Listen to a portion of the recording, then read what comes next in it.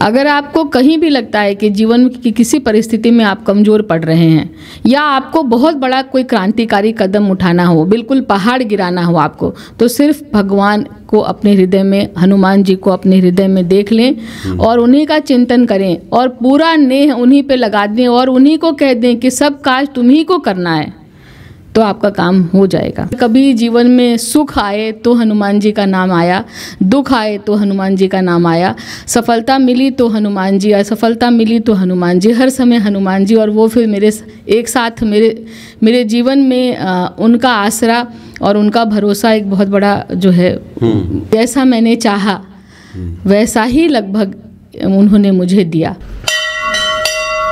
सूर्य बिना दिन शोभे नहीं शरीर बिन प्राण, चंद्र बिना नहीं रात भली, नहीं हृदय बिन राम। राम तुम बड़े दयालु हो, नाथ तुम बड़े दयालु हो,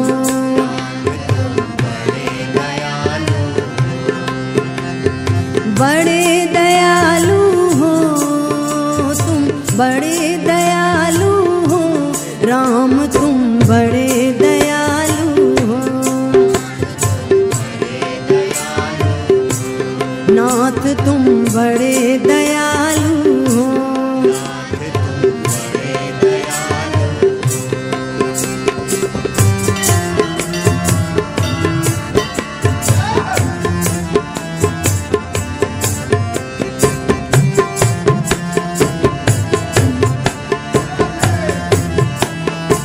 जय सिया राम। सब सुख लहे तुम्हारी सरना, तुम रक्षक काहू को डरना। हनुमान जी की प्रसन्नता से, हनुमान जी कृपा से सब संभव हो जाता है इस जीवन में। आज हम बहुत ही महत्वपूर्ण शख्सियत से आपका परिचय करा रहे हैं और आप हैं माधुरी सिंह त्रिपाठी जी। स्वागत है आपका। जय सिया राम। जय सिया राम। और माधुरी जी हनुमान जी की भक्त हैं, साधिका हैं, और बातों के दरमियान आपने बताया कि संकट मोचन जो हनुमान जी हैं वाराणसी के, उनके प्रति तो आपकी विशेष आस्था रहती है। एक समय ऐसा था कि उनका दर्शन ना हो तो एक मन में बेचैनी सी होती थी। बिल्कुल। और साथ ही माधुरी सिंह जी अन्य बातें भी आपको बताएंगी, क्योंकि आपने हनुमान जी की भक्ति के साथ साथ ये प्रण लिया है कि जन सेवा के क्षेत्र में आप उतरेंगी।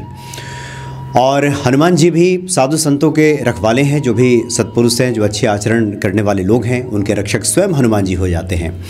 तो सबसे पहली जिज्ञासा तो आपको देख करके भक्तों की यही हो रही होगी कि हनुमान जी के प्रति ये भक्ति, ये लगन लगी कब से?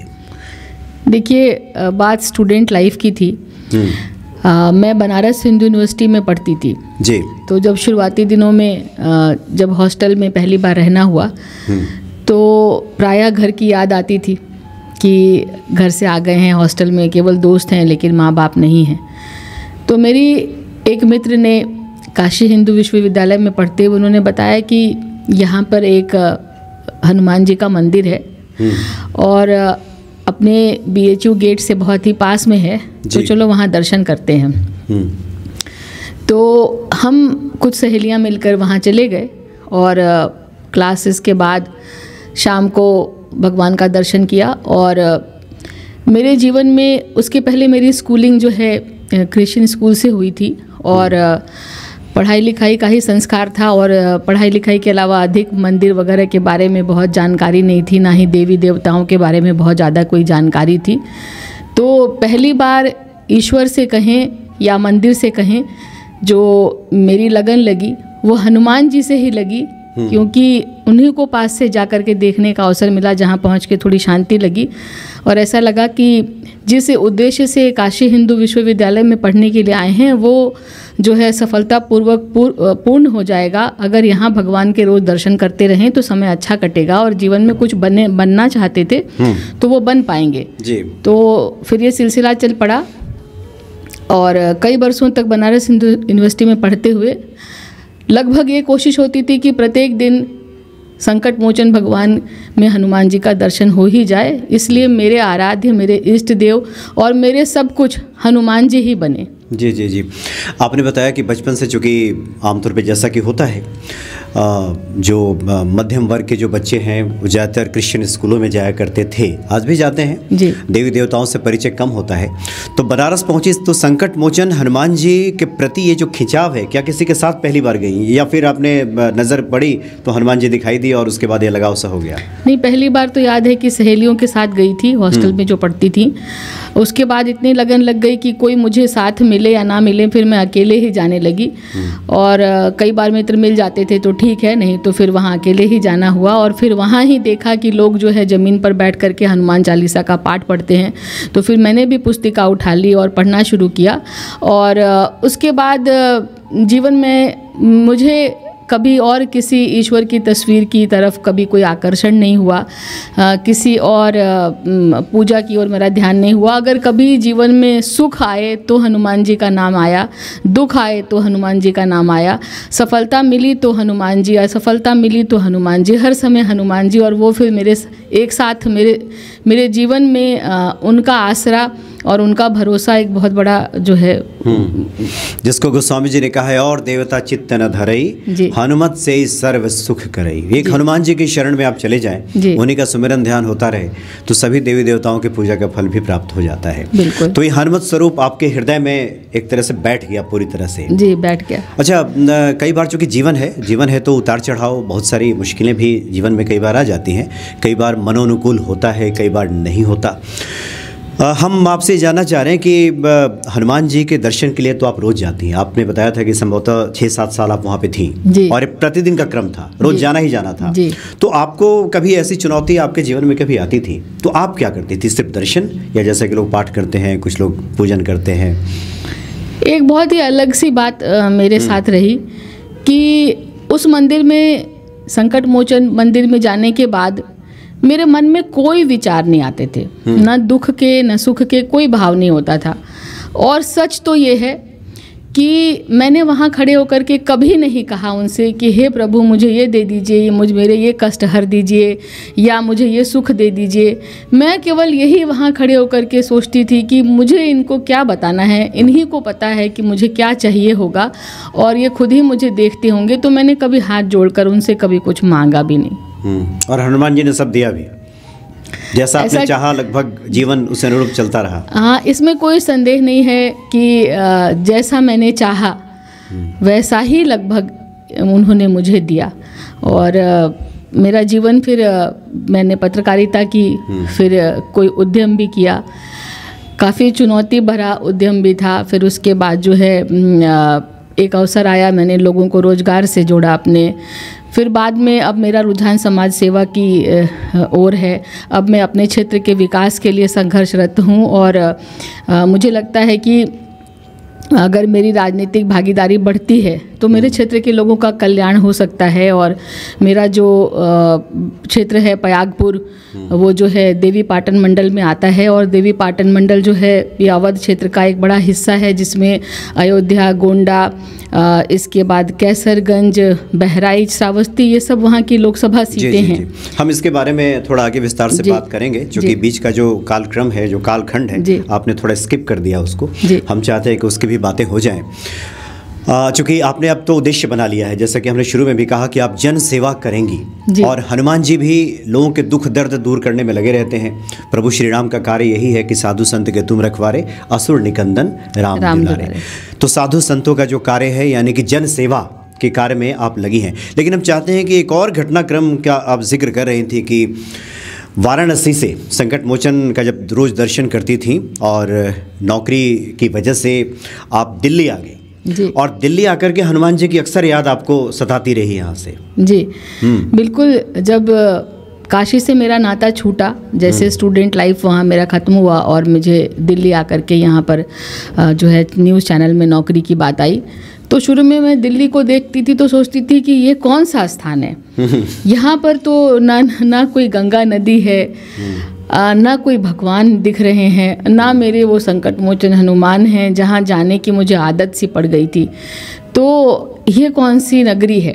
तो हुआ यूँ कि एक दिन मैं अपने न्यूज़ चैनल में ड्यूटी कर रही थी और खबर बना रही थी। इसी बीच मुझे अचानक ध्यान आया, मैंने कहा आज मुझसे नहीं हो सकता कि मैं ये आज इस ऑफिस में काम करूं, चुपचाप जो है निकल लेती हूं। और आपको यकीन नहीं होगा कि मैं बिना टिकट और बिना रिजर्वेशन, बिना प्लानिंग के, केवल हाथ में कुछ रुपए थे, ATM कार्ड था, वो लेकर मैं स्टेशन चली गई और ट्रेन से बैठकर मैं जो है टिकट बनवा कर वहीं पर और मैं काशी चली गई। और वहाँ जा कर के मैंने जब भगवान हनुमान जी का दर्शन किया तो मुझे लगा कि हाँ, फिर मैं ये सोचने लगी कि काश कोई ऐसा अवसर मिले कि मैं बनारस में ही रहूं और बनारस में ही मुझे कोई पत्रकारिता की नौकरी मिल जाए और मैं यहीं संकट मोचन के दर्शन होते रहें। और काशी का जो 80 घाट था वहाँ से भी मुझे लगाव हो गया था, काशी नगरी से लगाव था, तो मुझे यहाँ रहने को मिले। लेकिन वहाँ पे रोज़गार की संभावनाएं अधिक नहीं थी तो मुझे वापस दिल्ली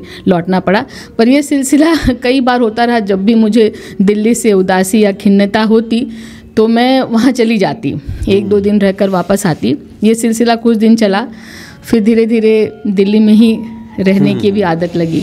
यानी मन अभी भी वही 80 घाट, बनारस की गलियाँ, संकट मोचन का दर्शन, इसके लिए छटपटाता है। बिल्कुल छटपटाता है। अच्छा, जी जी।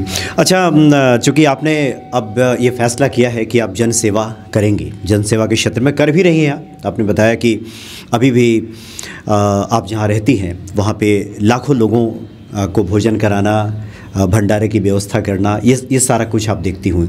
तो ये जनसेवा के प्रति आपके भीतर ये भावना कैसे जगी? क्योंकि देखिए, जनसेवा को ईश्वर का कार्य माना जाता है और बगैर ईश्वर की प्रेरणा के इस तरफ आज के स्वार्थी युग में कोई प्रेरित भी नहीं होता।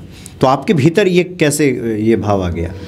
देखिए, पयागपुर में जो मैंने नया आवास बनाया 2011 के आसपास, 10 के आसपास। ये पयागपुर जरा बता दें भक्तों को, ये कहाँ पे है, ये किस तरफ पड़ेगा? जी, ये कैसरगंज लोकसभा में आता है और ये जो है गोंडा बहराइच हाईवे पर एक पयागपुर रजवाड़ों का स्टेट था। तो अच्छा। उसी स्थान का नाम पयागपुर है, जो कि बहराइच जिले में है। अच्छा जी। और इसी से सटी हुई अभी एक श्रावस्ती की लोकसभा है जो मेरे पयागपुर से जुड़ी हुई है। उसी लोकसभा से मैं जो है चुनाव की तैयारी कर रही हूँ। हालांकि ये विषय नहीं था, विषय आपका ये था कि जन सेवा के बारे में कैसे सोची। तो पयागपुर में जब मैंने अपना नया आवास बनाया तो आवास का परिसर जो था वो थोड़ा बड़ा था। तो इस गांव में आपको पता है जगह वगैरह आसानी से मिल जाती है, खेती बाड़ी की भी जगह हो जाती है। तो उस आवास का नाम अपने आप ही संकट मोचन कृपालय रख दिया मैंने संकट मोचन कृपालय। जी। अच्छा। मैंने उसके आगे पीछे कभी सोचा नहीं था और क्या नाम रखना है, नहीं, इसके लिए कोई जिद नहीं थी, कोई ऐसा नाम नहीं था। बस अचानक से मन में आया कि मेरा ये घर क्यों हो, ये तो संकट मोचन कृपालय होना चाहिए। तो उस आवास का नाम संकट मोचन कृपालय हो गया। और फिर संकट मोचन की जहाँ कृपा हो जाएगी तो फिर लोगों को जोड़ने के लिए, लोगों से मिलने जुलने के लिए मैंने वहाँ कई सामाजिक कार्यक्रम लेने शुरू किए, जिसमें से कि मेरे पूरे क्षेत्र के लोग जानते हैं कि साल में हम कई बार कई कार्यक्रमों को आयोजित करते हैं, भंडारे भी करते हैं, रहते हैं, नए साल का कार्यक्रम करते हैं। उसके बाद एक अनूठा कार्यक्रम मैं करती हूँ रक्षाबंधन का, चूँकि मेरा जो ये परिसर है घर का, उसके आसपास कई दलितों के गांव हैं। अच्छा। और कमज़ोर लोगों का भी क्षेत्र है उधर। तो मैं उन लोगों को ध्यान में रखते हुए मैं रक्षाबंधन का एक पर्व वहाँ मनाती हूँ, जिसमें सैकड़ों नहीं हज़ारों महिलाएँ वहाँ पर आती हैं और मेरे घर पे रक्षा सूत्र बांधने का कार्यक्रम जो सुबह से चालू होता है वो रात तक चलता रहता है। और जैसा कि उपहार वगैरह भी हम देते हैं। कहने का मतलब है कि भंडारे के माध्यम से, समाज सेवा के माध्यम से, कई बार एजुकेशनल क्लासेस भी मैं वहाँ अपने पुस्तकालय में लेती हूँ। कई बार कुछ ओरिएंटेशन कोर्सेज वगैरह भी होते हैं। बहुत कुछ सारी एक्टिविटीज़ होती रहती हैं सोशल अपलिफ्टमेंट के लिए, कह सकते हैं। तो ये जो है, जब संकट मोचन कृपालय ही है तो जाहिर है वहाँ पे एक्टिविटी भी जनसेवा की। अच्छा, एक और हम आपको स्मरण दिला दें, चूँकि आप बातों के दरमियान बता रही थी कि जनसेवा में एक सांस्कृतिक विकास, मनुष्य अपने संस्कृति के जो धरोहर है उसको सहेजना, उसको जानना सीखे। और आज जब हमारी संस्कृति पे, हमारे सांस्कृतिक धरोहरों पे, धर्म ग्रंथों पे जब उंगली उठाई जाती है तो उसको लेकर के भी एक भक्त होने के नाते पीड़ा तो होती ही होगी। मैं जब सुनती हूँ कि तमाम दूसरे दलों के नेता जो भाजपा से जुड़े हुए नहीं हैं या किसी पॉलिटिकल पार्टी के हैं, किसी समाज के हैं जिनको जनता कुछ मानती है, वो वोट पाते हैं, जीतते हैं, या जनता उनको अपना आइडियल समझती है। तो ऐसे बहुत से नेताओं को आपने सुना होगा कि वो जो है अनाप शनाप हमारे धर्म ग्रंथों के बारे में बोलते रहते हैं। रामचरितमानस को जला दिया, फिर भगवान ने राम को चप्पल की माला पहना दी तस्वीर में, या कुछ ऐसा बोल दिया, या मतलब कोई न कोई मंशा अस्तित्व पर सवाल खड़े कर दिए, या धर्म ग्रंथों की कोई ऐसी बात कोई कहीं से निकाल ली, उस शब्द में अपने अर्थ गढ़ दिए और फिर जोड़ दिया।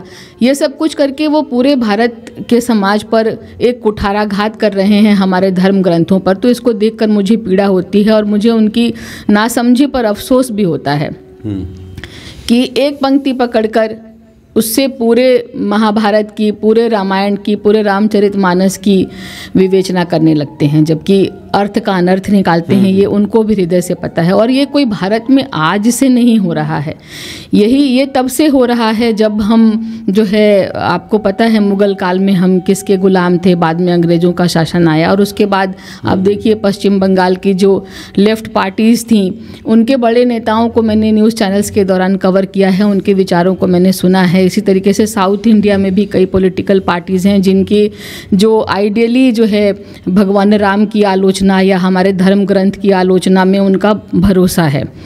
तो इन सब को देख के पीड़ा होती है और मुझे वो नासमझ दिखते हैं। इसलिए मुझे ऐसा लगता है कि हम अपने धर्म ग्रंथों के बारे में और सक्रियता से लोगों को बताएं, और इस उनके खिलाफ जो ऐसी आवाज़ें उठाते हैं उनके खिलाफ एक मजबूत आवाज़ बनकर खड़े हों, क्योंकि यही सब कुछ नहीं हो रहा था तभी हम जो है 400-500 साल गुलाम रहे, उससे भी ज़्यादा।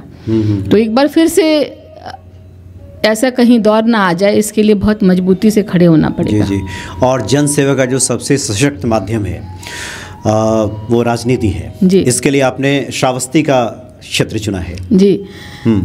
मेरे गांव से सटा हुआ श्रावस्ती लोकसभा क्षेत्र है, और वहाँ पर जो है पिछली बार बसपा के सांसद थे, वो सीट भारतीय जनता पार्टी के पास नहीं है। तो मैं एक लंबे समय से प्रयास कर रही हूँ कि वहाँ जो है क्षेत्र में भारतीय जनता पार्टी की नीतियों का प्रचार प्रसार हो, और जो अच्छे काम हो रहे हैं हमारी सरकार में उसको जनता समझे। और जनता ने भी पिछली बार अपनी चूक का एहसास किया हुआ है, उनको लगा है कि डबल इंजन की सरकार का उनको ठीक से फ़ायदा नहीं मिला है, तो भारतीय जनता पार्टी के लिए मन बना चुकी है, और मैं भी उस सीट के लिए लगातार मेहनत कर रही हूँ और प्रयासरत हूँ, और मुझे लगता है कि वो लड़ाई लड़ी जाएगी। जी जी। तो आप तो हनुमान जी की भक्त भी हैं जी, जन सेवा में भी जा रही हैं जी। बहुत सारी बातें आजकल सुनने में मिलती हैं, हवा में तैरती रहती हैं जी, कि ईश्वर की आराधना से क्या होगा, जी, ये कीजिए, वो कीजिए, विकास कीजिए, तमाम तरह की बातें कीजिए। आपका क्या मानना है कि ईश्वर कृपा से क्या सब संभव है? मैं तो अवध क्षेत्र से हूँ। मैंने देखा कि नरेंद्र मोदी जी आए और उन्होंने साष्टांग दंडवत प्रणाम किया, संसद को भी प्रणाम किया और अयोध्या में राम के मंदिर को भी प्रणाम किया। जब ऐसे भगवान के आगे दंडवत हो जाते हैं तो क्या होता है कि जब कोरोना काल आया तो 80 करोड़ लोगों को घर बिठा करके राशन उन्होंने देना शुरू किया। फूड सिक्योरिटी के मामले में एक बड़ा कदम, ऐतिहासिक कदम सरकार ने उठाया जो आज तक चल रहा है। हमारे देश में सबसे कम घटनाएं घटी कोरोना काल की। हम पूरी दुनिया में एक नज़ीर बनकर उभरे। हमने अपने देश में, जबकि हम एक विकासशील देश की श्रेणी में आते हैं, इसके बावजूद हमने पूरी दुनिया को दवाइयाँ भेजी। हम नित्य नूतन प्रगति करते जा रहे हैं, चाहे वो गरीबों के आवास का मामला हो, शौचालय का मामला हो, गैस सिलेंडर का मामला हो, कई योजनाओं का किसान सम्मान निधि हो, या बहुत सी अनगिनत योजनाएं। अभी देखिए आयुष्मान कार्ड बनाना, कभी चर्चा होती थी कि इतनी बड़ी आबादी है भारत की, कैसे जो है लोगों के इलाज का इंश्योरेंस कभी हो पाएगा या फूड सिक्योरिटी के लिए कुछ हो पाएगा। तो इतने बड़े सेक्टर में हमने एक आयुष्मान कार्ड बना करके हेल्थ सेक्टर में भी बहुत बड़ा कदम उठाया। इतना ही नहीं, ऐसे अनगिनत योजनाएं चल रही हैं जो कि भारत के आधारभूत सिस्टम में सबसे कमज़ोर लोगों तक पहुंच करके उनको मजबूती प्रदान कर रही हैं, उनका आत्मविश्वास बढ़ा रही हैं, और देश को आगे बढ़ाने में के लिए जो कमज़ोर ढांचा था उसको इंजन देने का काम हमारी सरकार ने किया है। और इतने बड़े बड़े काम ये कोई 10-20 करोड़ अमेरिका इंग्लैंड नहीं है, ये 140-50 करोड़ का देश है, जिसमें एक एक व्यक्ति को लाभार्थी बनाने का काम भारतीय जनता पार्टी की सरकार, नरेंद्र मोदी सरकार ने किया है।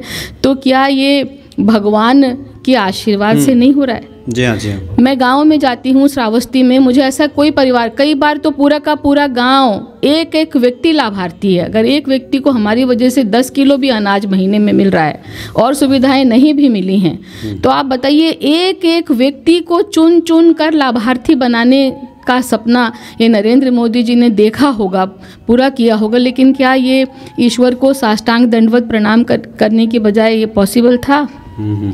और ऐसे समय में जब 500 सालों तक हमारे श्री राम तंबू में रहे हों और उनको मंदिर दे करके उनका स्थान देना, ये भी हमारी सरकार ने किया। देश के जितने बड़े उलझे हुए मुद्दे थे, चाहे वो धारा 370 का मामला था, जम्मू कश्मीर का मामला था, या पाकिस्तान का मामला था, या भारत की छवि की बात थी पूरी दुनिया में कि हम जो है कुछ कमतर आके जाते हैं, हम कुछ हीन भावना के शिकार हैं, या डिफेंस का ही सेक्टर रहा हो। अभी देखिए G20 हुआ, या रशिया से युद्ध हुआ यूक्रेन का, तो पूरी दुनिया भारत की पॉलिसीज़ के लिए देख रही थी। और विश्व की एक बहुत बड़ी आर्थिक शक्ति के रूप में हम 5वीं अर्थव्यवस्था के रूप में आगे बढ़ रहे हैं, हम पहली तक भी पहुंच सकते हैं, ये सपना भी हमको इसी सरकार ने दिखाया। और आप देखिए, हमारे प्रधानमंत्री जी को गौर से देखा करिए, एक दिन में 10-10 रैलियां, तमाम कार्यक्रम, अभी विदेश में हैं, फिर भारत में आ जाएंगे, फिर किसी सुदूर गांव में दिखाई पड़ेंगे, कभी असम में दिखेंगे, उसी दिन पंजाब में भी दिखेंगे, कहीं उत्तर प्रदेश में होंगे, राजस्थान में भी एक ही दिन में दिखेंगे। ये जो सब कुछ वो काम कर पाते हैं, वो इंसानी तौर पे आप देखिए तो वही हड्डी, वही मज्जा, वही खून का व्यक्ति हम सब भी हैं। तो क्या ये ऊर्जा बिना किसी आध्यात्मिक शक्ति के आती है? तो मैं तो ये समझती हूँ कि वो क्या किसको अपना इष्ट देव मानते हैं मुझे नहीं पता, पर ज़रूर हनुमान जी की कृपा उनके ऊपर है, जो वो इतना बड़ा राम काज कर रहे हैं। भारत को प्रजा समझें तो पूरे प्रजा के उद्धार का काम जो करता है वो राम काज करता है, और राम काज करने के लिए जो है हनुमान जी का आशीर्वाद मिलता है। जी जी, अभी तो बहुत सारे जो संत हैं, भक्त हैं, राजनीति की तरफ प्रेरित हो रहे हैं और उस मार्ग से जन कल्याण में लगे हुए हैं। व्यवहारिक पहलुओं की आपने बात की, लेकिन भक्ति से व्यक्ति का आत्मिक विकास भी होता है। हम चूँकि जानना चाहते हैं कि आप भक्त भी हैं, आप चूँकि इस मार्ग को आपने चुना है कि उस माध्यम से आप सेवा करेंगी, लेकिन एक व्यक्ति विशेष को क्या सलाह होगी आपको कि बहुत सारे लोग हैं जो जीवन की कठिनाइयों से, परेशानियों से घबराए रहते हैं, परेशान रहते हैं, ऐसे लोगों को क्या संदेश होगा आपका? वो कैसे अपना सब ठीक करें? सरकार का तो अपना काम है, वो कर रही है, लेकिन एक व्यक्ति के स्तर पे अगर हम बात करें तो देखिए, व्यक्ति के स्तर पर मैंने आपसे ही सुना आज भी, और वैसे ये मेरी अपनी भी सोच थी कि हम जो कुछ करते हैं, हमको लगता है कि उसका प्रतिफल तुरंत ईश्वर क्यों नहीं दे रहे हैं, या हमने उनके सामने जाकर के माथा टेका तो तुरंत ही उसका उपचार हमको क्यों नहीं मिला।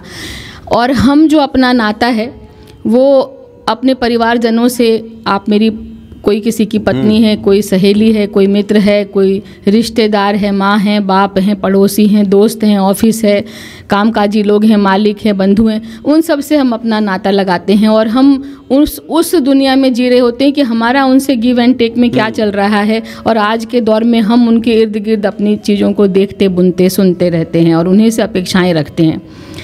हमें बाहरी जीवन को सिर्फ जीना है, हमें अपेक्षा सिर्फ ईश्वर से रखनी है। हमें नेह यानी अपना जो आंतरिक प्रेम है वो ईश्वर के प्रति ही रखना है। आप हनुमान जी के प्रति रखिए, आपके जो भी इष्ट देव आपको लगते होंगे उनके प्रति रखिए, तो नेह का कनेक्शन वहाँ रखिए और सांसारिक दुनिया में आप घूमते टहलते रहिए, उसको जीते रहिए। लेकिन नेह अगर आप वहाँ लगा देंगे, यानी अपने को अपनी आत्मा का, अपने सोल का पूर्ण समर्पण वहाँ कर देंगे, तो आपकी समस्याओं का समाधान होता हुआ दिखेगा। और नहीं भी होता हुआ दिखेगा तो आपको आत्मिक शांति मिलेगी, आप भटकाव के रास्ते पे नहीं होंगे। जी जी, अच्छा, ईश्वर ने मौका दिया तो निश्चित ही आप इस माध्यम से जन कल्याण करेंगी, जन सेवा करेंगी। एक जो भक्त आपको सुन रहे हैं और एक भक्त के तौर पे आपको देख रहे हैं, और भक्त का पहला जो कर्तव्य है वो ये है कि जनमानस को ईश्वर से जोड़े। इसको लेकर भी कुछ योजना आपकी है कि हम क्षेत्र के लोगों को ज़्यादा से ज़्यादा भक्ति मार्ग पर ले चलें, एक शाश्वत जो मार्ग है हमारा सन्मार्ग है उस पर ले चलें, उसके लिए कोई योजना है आप? देखिए, पूरा जो हमारा देवी पाटन मंडल का क्षेत्र है, मैंने कहा अयोध्या से शुरू होता है मान लीजिए, तो अयोध्या खुद भगवान राम की नगरी, वो तो पूरी दुनिया में किस तरीके से दोबारा चर्चित हुआ है पूरी दुनिया देख रही है। इसके बाद हमारे श्रावस्ती में भगवान, ये बुद्धकालीन इतिहास से जुड़ा हुआ है श्रावस्ती, वहाँ भगवान बुद्ध चातुर्मास में वर्षा ऋतु में अपने जीवन के 25 वर्षा ऋतु काल उन्होंने श्रावस्ती में बिताया, और वहाँ पे अंगुलीमाल डाकू की गुफा भी है जो मेरा लोकसभा क्षेत्र है श्रावस्ती। वहाँ देवी पाटन मंदिर है जो दुर्गा माँ का मंदिर है, एक बहुत ही सिद्ध शक्तिपीठ है। इसके बाद वहाँ पृथ्वीनाथ का मंदिर है। वहाँ पे शिवलिंग जो जितना बड़ा शिवलिंग है वहाँ पे बताया जाता है कि एशिया में सबसे बड़े साइज़ का सबसे बड़ा शिवलिंग है। और हमारे पूरे उस क्षेत्र में देवी पाटन मंडल में श्रावस्ती, गोंडा, बलरामपुर, बहराइच में क्या होता है कि आप देखेंगे कि अगर पीपल का पेड़ वहाँ पर है तो एक लाल लंगोट बांधकर वो भगवान हनुमान का रूप, उनको भगवान हनुमान के ब्रह्मचारी स्वरूप की पूजा लोग वहाँ पे करते हैं। और जगह जगह जहाँ भी आपको पीपल दिखेगा, पीपल का पेड़ वहाँ पे ये आपको दिखाई पड़ेगा। तो हमारा जो क्षेत्र है, और श्रावस्ती जो है लवकुश की राजधानी भी थी, तो ये जो पूरा क्षेत्र है ये खुद ही बहुत ही आध्यात्मिक रूप से जागृत है, सांस्कृतिक रूप से जागृत है। अब हमारे क्षेत्र को ज़रूरत है कि वहाँ जो आध्यात्मिक पुट है, जो सांस्कृतिक पुट है, उस सब को मिला करके एक नई कार्य संस्कृति विकसित हो, जिससे कि वहाँ पर एक नया दौर आए, जब औद्योगिकरण भी वहाँ दिखाई पड़े, विकास की धारा भी दिखाई पड़े, जब कल कारखाने हों, पर कैपिटा इनकम लोगों के बढ़ें, रोजगार बढ़े, तो एक कला संस्कृति आध्यात्म तो वहाँ है ही। कमी है वो ये है कि जो देश और दुनिया जिस रफ्तार से तरक्की कर रही है, जो आदमी के रोजगार का उद्देश्य अर्थतंत्र को मजबूत करना अगर है, तो उस दिशा में भी कदम बढ़ाया जाए और मजबूती से विकास हो, तेजी से विकास हो, जिसके लिए मेरा ये सपना है कि मैं इस क्षेत्र में काम करूं। आखिर में एक जिज्ञासा एक बार फिर से हम वही रखते हैं जहां से हमने शुरू किया था कि भक्तों के हृदय में हनुमान जी के प्रति ये विश्वास और मजबूत हो। आपका ये अनुभव है कि बहुत बड़ी पूजा पाठ तो दूर की बात है, अगर नियमित तौर पे निरंतर हनुमत स्वरूप का दर्शन ही होता रहे तो फिर सब कल्याण हो जाता है। बिल्कुल हो जाता है। अगर आपको कहीं भी लगता है कि जीवन की किसी परिस्थिति में आप कमज़ोर पड़ रहे हैं, या आपको बहुत बड़ा कोई क्रांतिकारी कदम उठाना हो, बिल्कुल पहाड़ गिराना हो आपको, तो सिर्फ भगवान को अपने हृदय में, हनुमान जी को अपने हृदय में देख लें और उन्हीं का चिंतन करें और पूरा नेह उन्हीं पे लगा दें और उन्हीं को कह दें कि सब काज तुम्हीं को करना है, तो आपका काम हो जाएगा। जी जी जी। और माधुरी जी की बातों से जब पहले भी आपसे बात हो रही थी, एक बात मेरे ध्यान में आ रही थी कि कई बार आप वृंदावन में होकर के आप वृंदावन को याद ना करें, काशी में होकर के काशी को याद ना करें, उससे तो ज़्यादा बेहतर है कि दिल्ली में बैठ करके अगर काशी की याद बनी हुई है, हनुमत स्वरूप को लेकर के एक छटपटाहट है, तो वो एक बड़ी पूजा है। बिल्कुल है। एक याद बनी रहनी चाहिए, हृदय उसके लिए आकुल रहना चाहिए, व्याकुल रहना चाहिए उस दर्शन के लिए। बिल्कुल जी। और इसी के साथ जैसा कि आप भी मुझसे ये कह रहे थे कि ईश्वर हर जगह है, हनुमान जी हर जगह हैं और कलयुग के देवता हनुमान जी हैं, लेकिन आपके मन में कोई कलुष है और आप हनुमान जी की पूजा करते हैं, यानी आप दुराचारी हैं मन से या अपने कर्म से, या रोज अपने इष्ट आराध्य की पूजा तो आप कर रहे हैं, आप हनुमान जी की मूर्ति देख रहे हैं और खूब उनके हनुमान चालीसा को पढ़ रहे हैं, लेकिन कर्म आपके ऐसे हैं कि आप दिन भर लोगों के प्रति षड्यंत्र कर रहे हैं, कोई किसी दुराचार में, किसी और व्यभिचार में लगे हैं, तो वही भगवान जी जिनकी आप आराधना कर रहे हैं वो आपको उल्टा आपके जीवन में घटित होने लगेगा। यानी हनुमान जी नाराज हो जाते हैं अगर आप जो कहते हैं आप वही रहिए। हनुमान जी खुद एक स्वच्छ हृदय का वास उनके अंदर है, तो आपसे भी स्वच्छ हृदय की ही उम्मीद करते हैं। इसलिए भगवान जी की स्तुति जब करें तो मन, विचार और कर्म सब एक जैसे होने चाहिए। जी हाँ, बिल्कुल सही कहा आपने। मन, कर्म, वचन, ध्यान जुलाई संकट से हनुमान छुड़ावे, मन क्रम वचन ध्यान जो लावे। मन कर्म वचन से जो हनुमान जी का ध्यान करता है उसके सभी संकटों को हनुमान जी हर लेते हैं। बहुत बहुत धन्यवाद आपका। धन्यवाद। जय सिया राम। जय सिया राम।